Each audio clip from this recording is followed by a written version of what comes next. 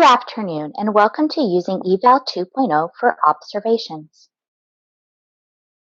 My name is Christina Wombold and I am the Digital Learning Coach for Educational Service District 112 in Vancouver, Washington. I participate in classrooms on the daily, integrating technology into the curriculum, as well as support the eVal and TPEP efforts in our region.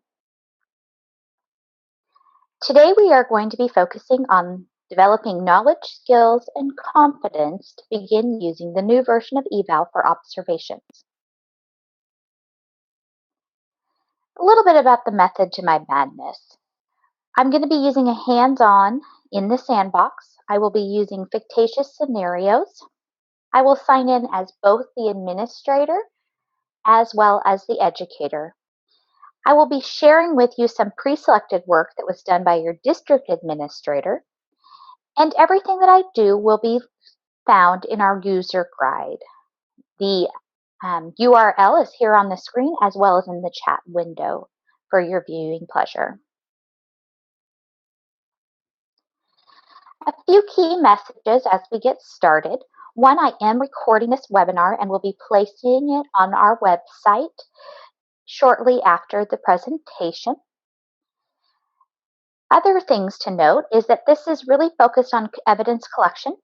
Everything that you see in the eVal will depend on how your district administrator has set it up. The district administrator term can be a little bit confusing. A district administrator is someone who is in charge of setting up and overseeing eVal at your district. That does not mean they are an administrator in a building or even in the district office. This tool is still in development, and as we go throughout today, hopefully nothing will have changed, but every once in a while I come across a new tweak or addition. And with that being said, I'm learning along with you as the new features roll out in eVal. In preparation for today, the district administrator has assigned teachers to their principals and has identified each teacher as a comprehensive teacher. Again, just for our scenario today, the district administrator has entered prompts for the pre-conference, post-conference, and student growth goals that will be used district-wide, and we'll discuss that a little later. The school administrator has also entered pre-conference and post-conference prompts that will be used at the school-wide level. We're going to go ahead and get started. This is the Sandbox URL.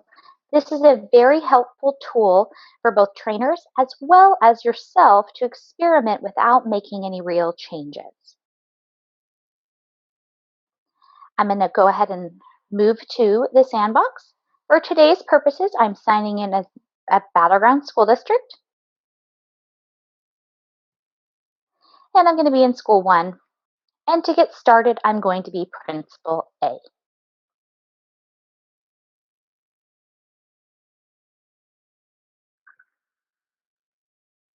Upon logging in, this is the window that you will enter into.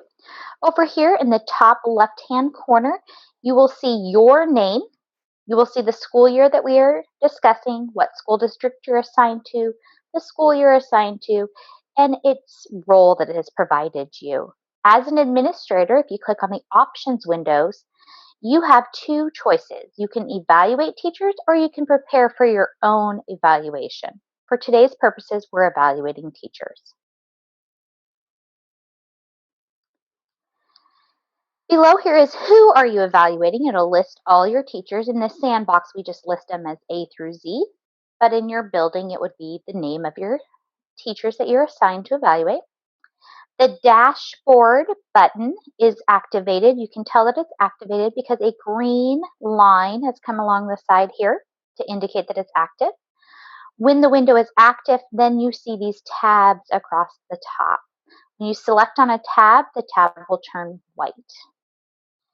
Going back to the yearly status, it shows me who I'm assigned to.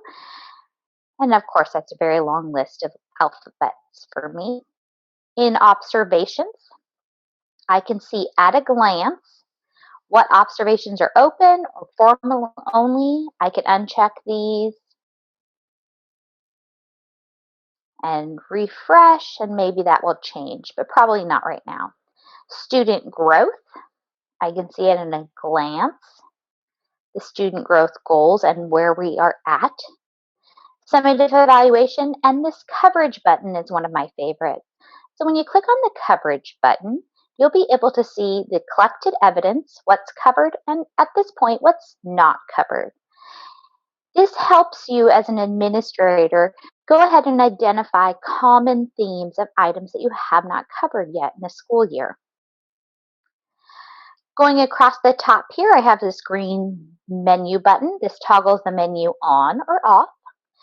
Over here in the top, I have the ability to toggle between the Danielson instructional or Danielson state. And if you're using a different framework, that would include the framework for your state as well as instructional. This has no effect on your teachers, it's just your preference.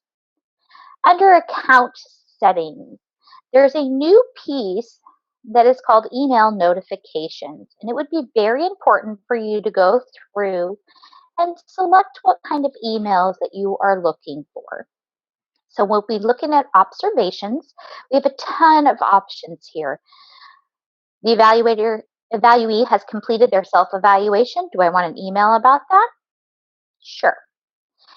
The evaluee has acknowledged receipt of the final report. I want that immediately. They have shared their pre-conference prompt responses with you. They've shared their post-conference responses with you. They've shared their post-conference notes. And you'll see that I also have the ability to do immediate. I get an email right away, or daily, and I will get one email per day with all of the important information. So I'm going to go ahead and save these settings.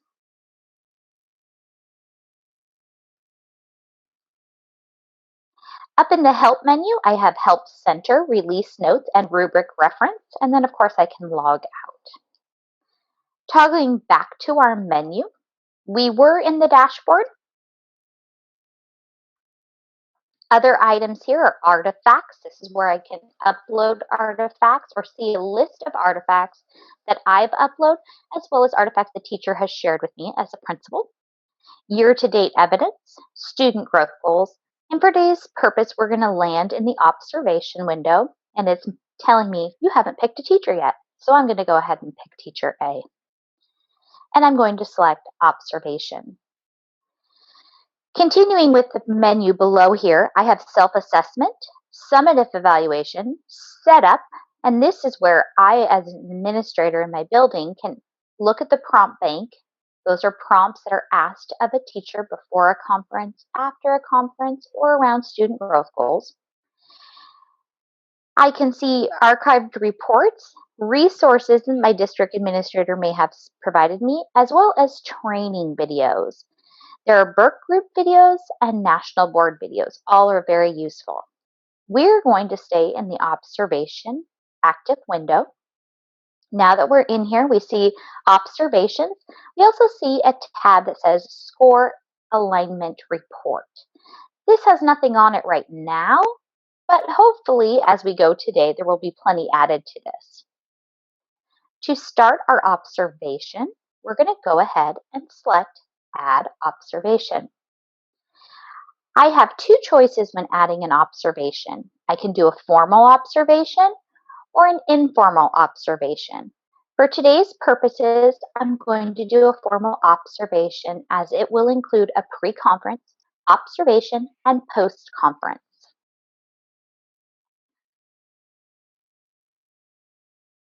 The first tab that I see here is the section for setup. I have a little caret here that I can select on, and it'll give me all my other options. If my window was larger, they would come across the top.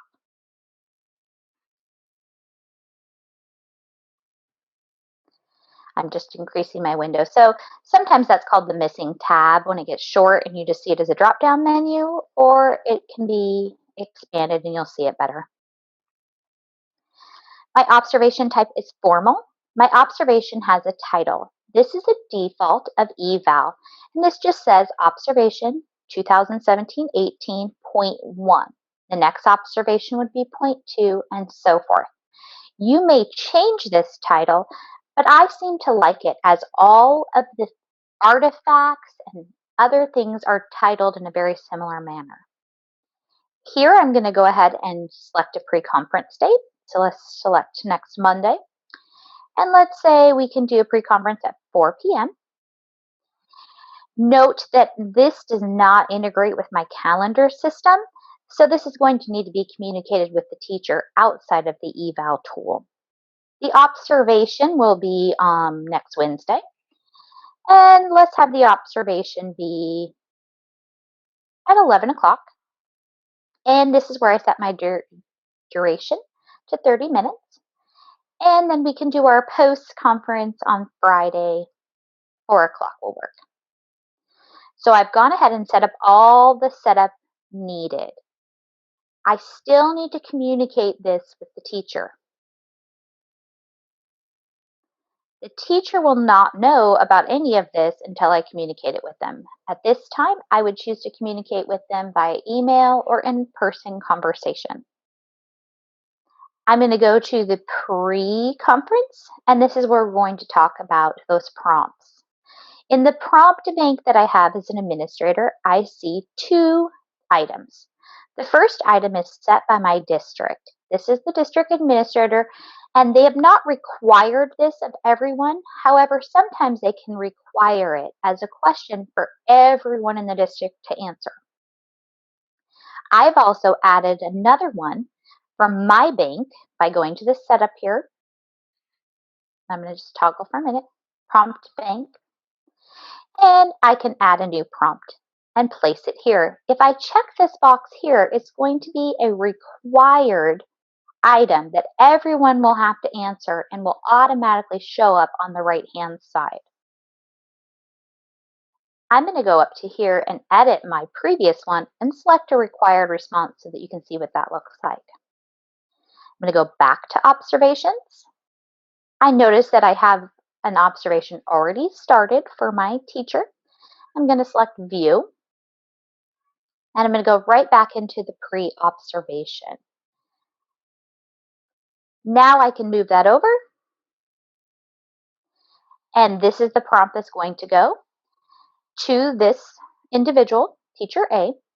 I can also add an observation specific prompt. So if I know a little bit about their observation and wanted to add something in addition to the prompt bank, I could write one right here. I'm going to click this button here that says Send Prompts. This is this prompt that has been sent to my teacher. Describe the learning activity that I will observe. What is the learning targets for the students? How will you know if they've met the learning targets? What evidence will you use to demonstrate that the learning targets have been met? This is all I do as an administrator for the time being. I'm going to go ahead and log out as the administrator, still using the sandbox. I'm going to log in as the teacher.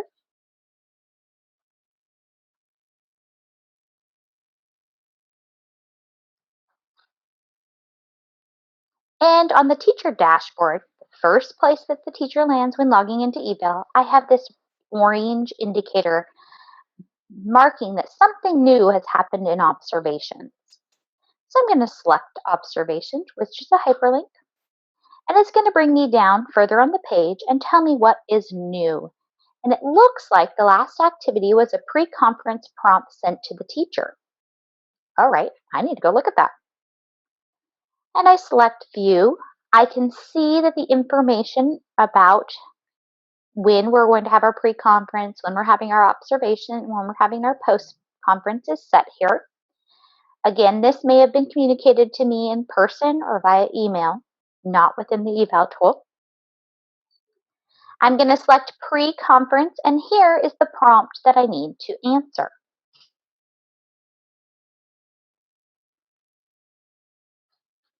And I'm going to grab some text here. And I'm going to just paste my text in here.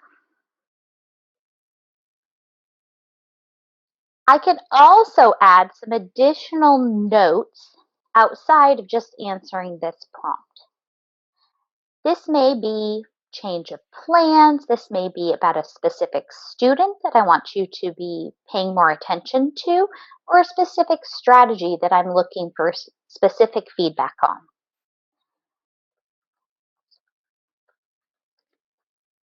Please note wait time,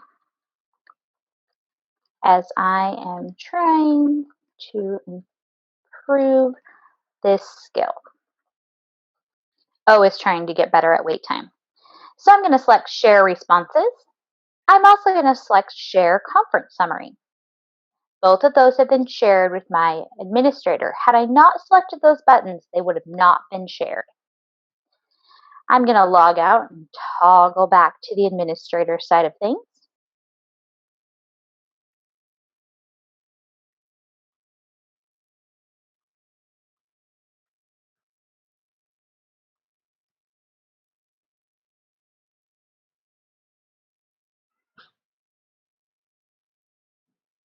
And as soon as I hit my dashboard as an administrator, I see the same orange New button indicating that something new has happened. And I'm going to select View. And I'm going to see that the summary notes have been shared by the teacher. So I'm going to click View. And I'm going to go into the pre-conference, and under the prompt setup is the first part, but next to it is response and notes. And I'm going to be able to see the teacher's response to the prompt, as well as any additional notes that the teacher has left me down here. Anything that is typed into the eVal system can be coded as evidence. This is extremely helpful for collecting all of the various evidence that we need to collect on teachers, especially comprehensive teachers. So I'm going to click this green button to code as evidence. When I do that, it opens up a window with the text here that I can highlight. In small groups, they will discuss the problem I posed to them and will identify at least 3 possible solutions to it. That sounds like good evidence. And as I hover over the space, it's going to show me the indicators of this. So let's go over here. I'm going to say that's engaging students in the lesson, using questioning techniques. I can continue and select as many as I want. As I select those, over here under the rubric navigator, you're seeing that I have placed 2 things of evidence under domain 3, and they are under B and C. It bounced me out, so I'm going to go back in here. It's saved there. Now I can give my pre-conference summary if I wanted to, and I could also code this bit of information down here.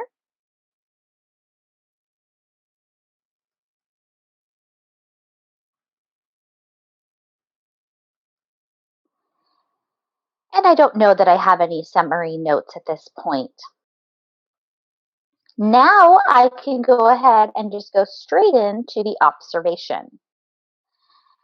Observation notes can be taken directly into eVal, or you can take them in a separate platform such as Word or Notes and paste them in here.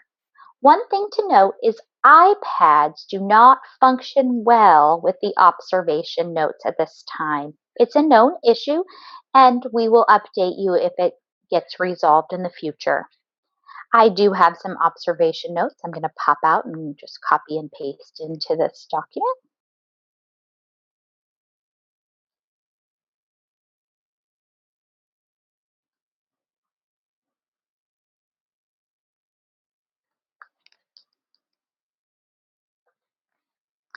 These ones are coded for me, which is very helpful. If you are new to eVal and new to the framework, I highly suggest as an administrator that you type in your notes and then you reserve 30 minutes within the classroom or in a confined space to code it, not leaving it to be coded later when it'll be harder for you to remember what exactly happened. So I'm going to go ahead and do some coding here. And it looks like this is 1C. And here it looks like this is 1E and 2B.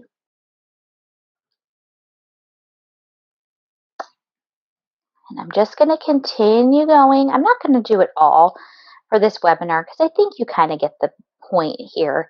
You're going about coding, and the better you get at understanding your framework, the easier this will be.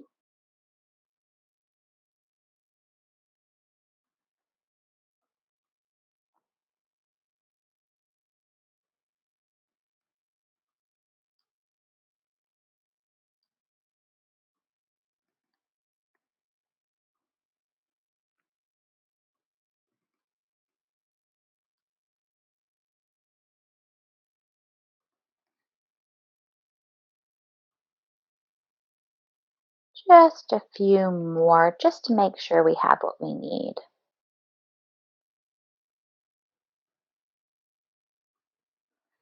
Okay.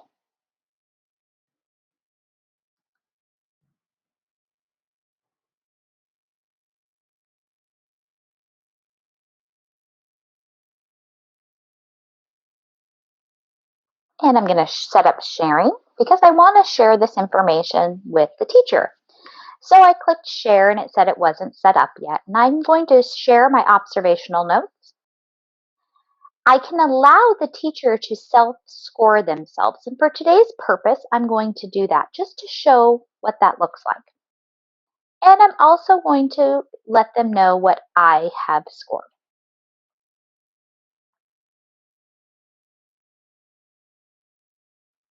And it is shared. I'm going to go into the align and score before we switch over. And I'm going to select on, at first, when I look at align and score, I'm at the domain level. And I can just see generalized information. Up here in this scoring window, I could go ahead and score overall the domain level as proficient. I could then go into the individual levels. Let's go to 1E, design coherent instruction. And I can see that there are 3 items collected, 3 pieces of evidence. These have come from the observational notes. If I select on these, and I agree that all 3 of these show proficiency within the rubric, and I highlight it, I can create a package. A package is very useful for the educator to self-assess themselves, as well as at the end of the year when I need to go back and look at all of the artifacts and evidence and determine an overall score. Packaged items will show up as grouped items. It will make things so much simpler for me later on. If you want to know more about packaged evidence, please refer to the user guide, page 66.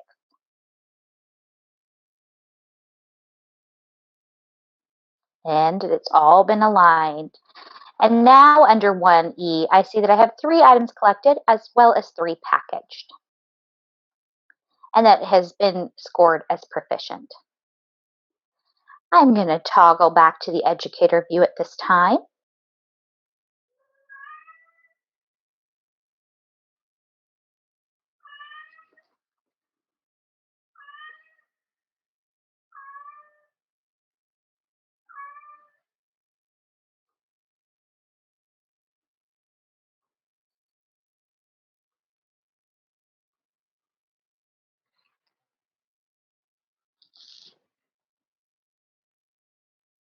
As it logs me in, I see again that I have some new information.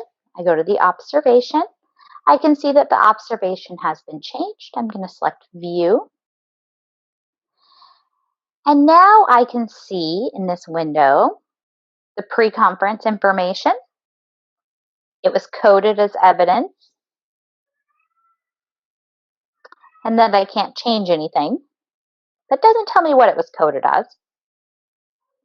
I can go into the observation, and now I see the raw notes. And if it wasn't a webinar situation, the raw notes would probably not have the indicators next to them, such as 1C.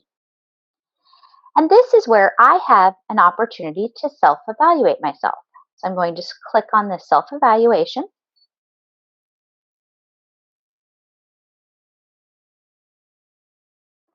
Well, I haven't looked at it all yet, so I'm not going to click there. I'm going to go in and I'm going to look at the align and score. And for the align and score, I can see my performance by toggling to the performance on the rubric side. I can filter by teacher only, evaluator only, or merged. And I can see at the merged level, I don't really have any information. At the evaluator level, I can see that in 1E, I have been rated as proficient. Now I can look at that and go,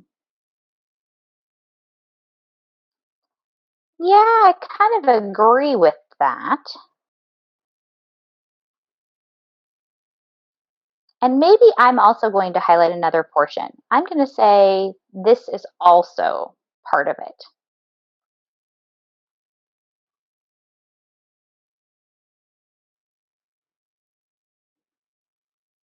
And I'm going to rate myself as proficient as well. Maybe I thought over here I might have been a little bit distinguished. So maybe I'm going to rate myself as distinguished, and here is why. Now, this is the only portion of the self-evaluation that I can do at this time because it's the only portion that really has those packaged pieces. Remember, I said that those packaged evidence are important for the self-evaluation process. The self-evaluation process is not necessary or required in the eVal tool. So I'm going to click self-evaluation complete, and yes, share my input.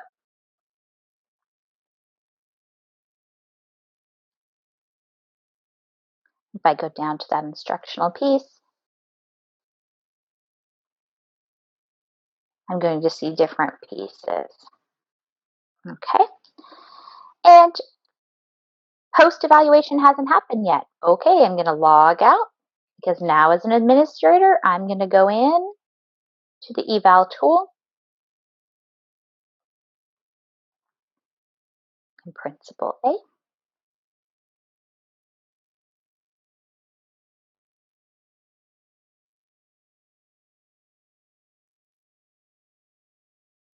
And I see something new.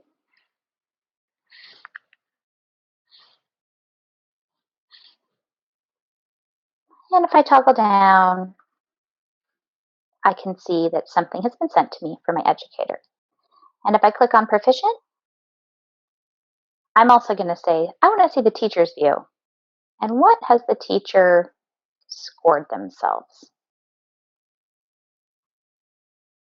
And it looks like the teacher hasn't scored themselves anywhere, but I know they did. So let me go back to the evidence and let me go back to the merged view.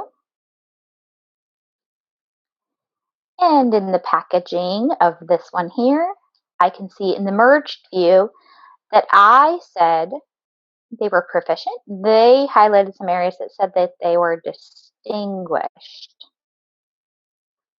They did not align evidence to that, but they did say they were distinguished. So maybe I'm going to change my mind. And now we're both going to say distinguished. That can happen. I'm going to go back into the post and I'm going to send over my prompt. Did your students achieve the learning target? How do you know? And what evidence can you share? And I'm going to send the prompt. And we'll log out as the administrator. Log back in as the educator. I know a lot of back and forth, but it really makes more sense if we're looking at both views. Again, I have this orange indicator that something has happened.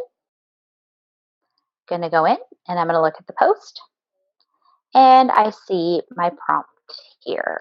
Let me go get my response.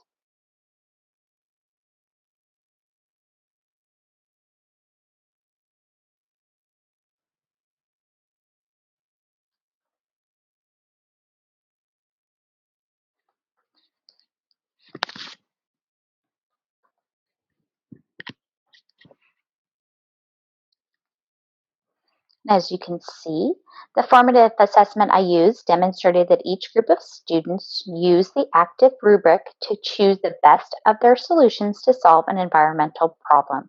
Each group's representative was able to defend their decision with the use of the rubric. When I asked the students in each group if they supported the group representative, they all agreed. I'm going to share my responses. Again, I could also put in some more information in this post-conference summary, but for today's purposes, I don't feel this is necessary. While I wait to go back to the educator side of things, I could upload an artifact. Uploading an artifact, even though the tab shows up in the teacher side, this is not where it's done. It's actually done over here in our menu, and I'm going to select artifacts. And I can add an artifact. When I add an artifact, it is named the same as the observation method, artifact 2017-18.1. I can change this if I decide. I have three options for adding an artifact. I can add a file, add a website, or add a professional practice. A professional practice is I type something in that doesn't necessarily have a tangible item such as an image or document or web link. For today's purposes, I'm going to add a file. When I add a file, I have many options. I can choose a local file on my computer. I can add a file from my camera, the webcam on my machine. I can add a link. I can add a post from Facebook. I can find a file in my Google Drive. I can find a file in my Dropbox, Instagram, Evernote, Flickr, or OneDrive. So there's many options. For today's purposes, I'm just going to upload a file from my computer. And for today, I'm going to find just the binder. It actually doesn't mean anything for this process, but I'm going to just upload it so that you can see how the process works. Once it's uploaded, I have the option of adding a friendly name. This may be helpful if it's an image that is named image123_765. My file is named quite easily to reference, so I'm not going to do that, but you could if you needed to. I'm going to click Done. And then once my artifact is attached, I can align it to the rubric. So I'm going to say that this is designing an assessment. I'm also going to say this is managing classroom procedures and using assessment in the instruction. The idea is to have quality artifacts, not quantity of artifacts. An artifact can be aligned to several of the components and domains within the framework and does not necessarily only link to one or another. Since I do have an observation loaded, I can attach this artifact to my observation, click Done, and then I have a space here to provide reasoning for my alignment. Why did I believe that that artifact meets alignment of the rubric in those different components? I'm not going to add anything here today. Over here on this side, I have an artifact creation checklist because I've attached the item. I've aligned it to the rubric. I've connected it to an observation. You will see that this is optional, so it is not necessary to do. And the last step is to share the artifact with my administrator. I can choose to save and close, and the artifact will just show up in my artifact list without my administrator being able to see it on their side. Some educators do this to preload artifacts that they feel they may need later, and some people don't upload anything until their evaluator has asked them to. It's a personal preference. I'm going to share the artifact. And now it shows up in my artifact list. It shows that it's connected to the observation. I have aligned it to 3 components within 3 different domains. and I have shared it with my administrator. I'm going to pop back into the observations, go ahead and view, and now under the artifacts window in observation, I'm going to see that artifact as well. Just a reminder, this is not where I added it. I truly added it over here in the artifacts menu. I'm going to log out since we've done our post. Log back in as the administrator.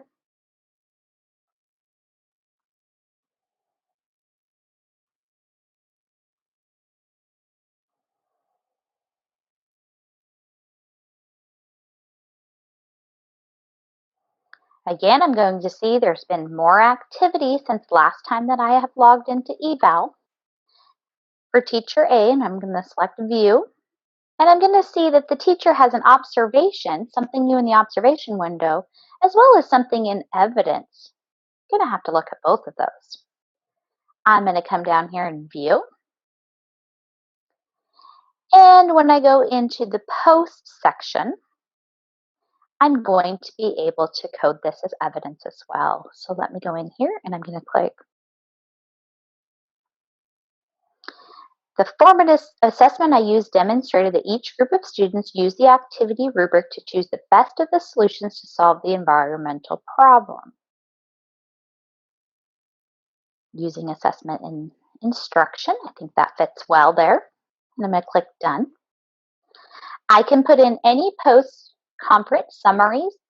This may be ideal to just have your computer open during that post-conference face-to-face and typing in a few notes that, again, you can code as evidence. I will note that there's no other additional information. I'm also going to pop over to the artifacts window because it noted that there was something in the artifacts window. And I'm going to go ahead and select view that artifact. And when I do, I have a link to open up the artifact as well as what the teacher has aligned it to. And the teacher said it's part of the observation. Now I'm going to toggle over to the report, and this is what has been generated. All of the information that we have done so far. We have scored. We've collected some evidence. We have observational notes. We've collected evidence, rubric statements, designed self-assessment or student assessment. Just a ton of information. You can see it's very, very long. And there is a place for you to print this off and sign it and store it somewhere if your district chooses to do that. It is not required. And I'm going to say, I want to send this final report to the educator. And when I click on that, it pulls up this window. I'll give you a second to look at it.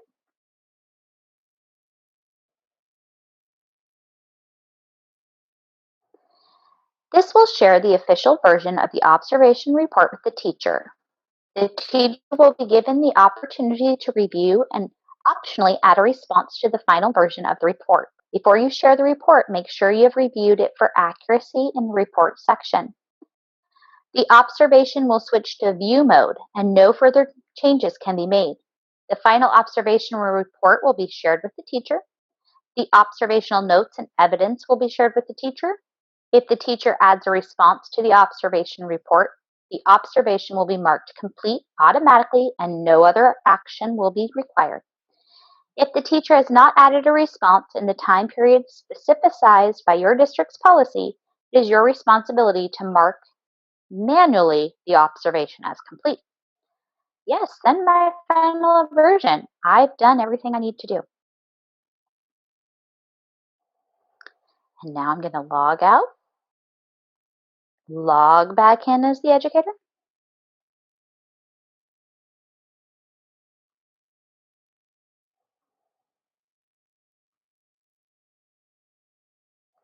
Oh, now I have a new indicator. And this one is teal and it says action required. I wonder what action is required. As a teacher, I have to review the response. So I'm going to go in there.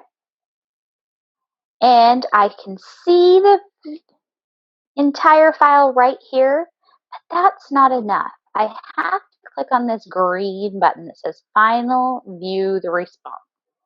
And this is where I can submit a response to my educator or my evaluator.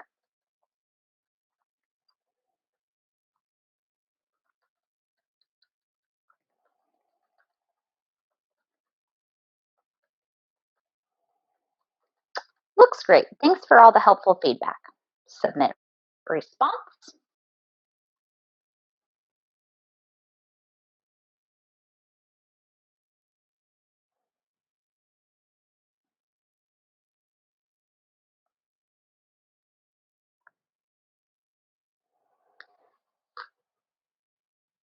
And now my observation is locked. That means it cannot be changed in any way without notifying my evaluator, having a discussion, my evaluator unlocking the observation, and us starting over. I also have this button here that says click to view the report as a PDF document. You may want to click on this, open up that document, and save it to your computer somewhere. Or you may not. It's up to you. Finally, I'm going to log back out, log back in as the administrator one last time to show you what it looks on their screen.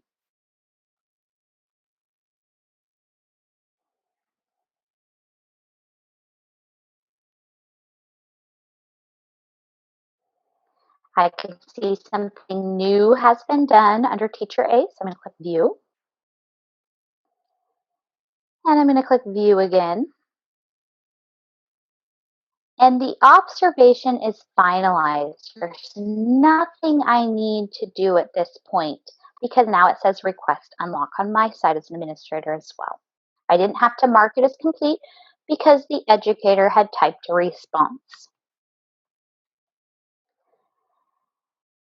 That is just a quick overview of the observation cycle for an educator. The observation starts with your setup window. Remember that this information is not shared with the educator unless you communicate with them. An email may be sent, however, it will not do calendar integration. Pre-conference can be done in person or a prompt can be set. If the prompt is set and the teacher writes it into eVal, you can code it as evidence. The observation notes can be coded as well. Remember that an iPad may not be the best choice for typing directly into the eVal observation window. You can type in any platform and copy and paste. The post observation has responses and notes that can be coded for evidence as well. You have a chance to align and score both at the domain level and at the component level. Artifacts linked to the observation will show up in this window. However, artifacts are going to be over in the side panel here where they are added. And a report will be generated for the observation. I'm going to go back to the dashboard as an educator. And now I'm going to look at the observation window. And under the formal only, now it lists that I had a formal observation. The report was sent to the teacher, the report was viewed by the teacher, and it was marked for completion. And all of those have dates on them to ensure that the process is being followed from the beginning to the end. If I quickly toggle over to artifacts for this educator, I will see that I can look at this artifact.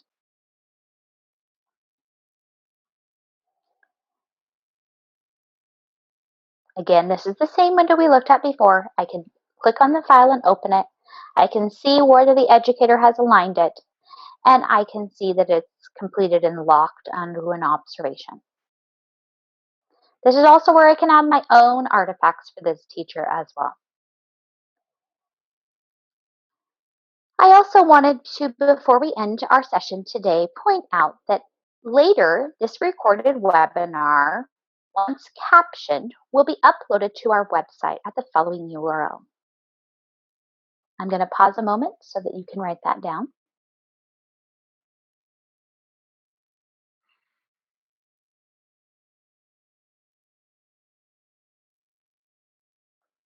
On the ESD 112 website, under recorded webinars, you will see that we have several other previously recorded webinars that are maybe a year or so old. We will be updating those. I just loaded the using student growth goals, and I will be replacing using eVal 2.0 observations in the near future. It probably will take me at least a day to get it captioned and uploaded. Again, thank you for your time this evening, and I hope you have a wonderful day.